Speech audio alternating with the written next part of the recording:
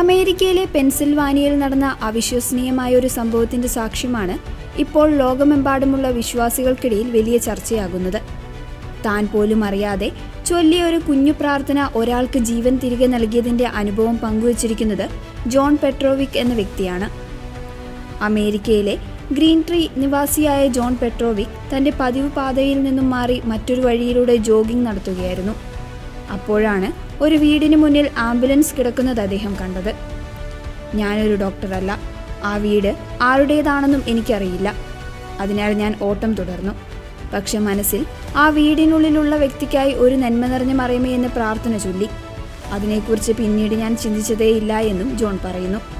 തൊട്ടടുത്ത ആഴ്ച അതേ വഴിയിലൂടെ വീണ്ടും ഓടുകയായിരുന്നു ജോൺ. പെട്ടെന്നൊരു സ്ത്രീ ഓടി വന്ന് അദ്ദേഹത്തിന് ശ്രദ്ധ തിരിക്കുകയും നിങ്ങൾ എൻ്റെ ജീവൻ രക്ഷിച്ചു എന്ന് വികാരാധീനയായി പറയുകയും ചെയ്തു. ആദ്യം പരിഭ്രമിച്ച ജോൺ തനിക്ക് ആ സ്ത്രീയെ അറിയില്ല എന്നും എങ്ങനെയാണ് താൻ ജീവൻ രക്ഷിച്ചതെന്നും ചോദിച്ചു. അപ്പോൾ അവർ നൽകിയ മറുപടി ജോണിനെ അക്ഷരാർത്ഥത്തിൽ ഞെട്ടിച്ചു കളഞ്ഞു. കഴിഞ്ഞ ആഴ്ച എന്നെ ആംബുലൻസിൽ ആശുപത്രിയിലേക്ക് കൊണ്ടുപോകുമ്പോൾ ഞാൻ മരിക്കുകയാണെന്ന് എനിക്ക് ഉറപ്പായിരുന്നു. അപ്പോൾ യേശു എനിക്ക് പ്രത്യക്ഷപ്പെട്ടു. അവിടുന്ന് തൻ്റെ കൈപ്പത്തി എനിക്ക് നേരെ നീട്ടി. യേശുവിൻ്റെ ഉള്ളം കൈയിൽ നിങ്ങളുടെ മുഖം ഞാൻ കണ്ടു. അവിടുന്ന് എന്നോട് പറഞ്ഞു, നീ മരിക്കാൻ പോകുകയായിരുന്നു, എന്നാൽ ഈ മനുഷ്യൻ നിനക്കായി നടത്തിയ പ്രാർത്ഥന കാരണം നീ ജീവിക്കും. ഈ അനുഭവം തൻ്റെയും കുടുംബത്തിൻ്റെയും പ്രാർത്ഥനാ ജീവിതത്തിൽ വലിയൊരു മാറ്റം വരുത്തിയെന്ന് ജോൺ പറയുന്നു.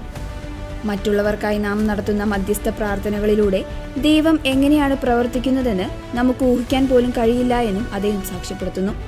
പീറ്റ്സ്ബർഗ് രൂപതയിലെ ഫാദർ ജോഫ് റീഡിയുടെ മിസ്റ്ററീസ് ഓഫ് ദി റോസറി എന്ന വീഡിയോ പരമ്പരയിലൂടെയാണ് ഈ അത്ഭുത സംഭവം പുറംലോകം അറിഞ്ഞത്. വീഡിയോ ഇതിനോടകം തന്നെ ലക്ഷക്കണക്കിന് ആളുകൾ കണ്ടുകഴിഞ്ഞു. ആംബുലൻസിന്റെ സൈറൻ കേൾക്കുമ്പോൾ ഒരു ചെറിയ പ്രാർത്ഥന ചൊല്ലുന്ന ശീലം എത്രത്തോളം വലുതാണെന്ന് നിരവധി പേർ വീഡിയോയ്ക്ക് താഴെ കമന്റ് ചെയ്തു. മാതാവിന്റെ ജപമാല പ്രാർത്ഥനയുടെയും മധ്യസ്ഥ പ്രാർത്ഥനയുടെയും ശക്തി ഒരിക്കൽ കൂടി ലോകത്തിന് മുൻപിൽ വെളിപ്പെടുത്തുകയാണ് ഈ അനുഭവം.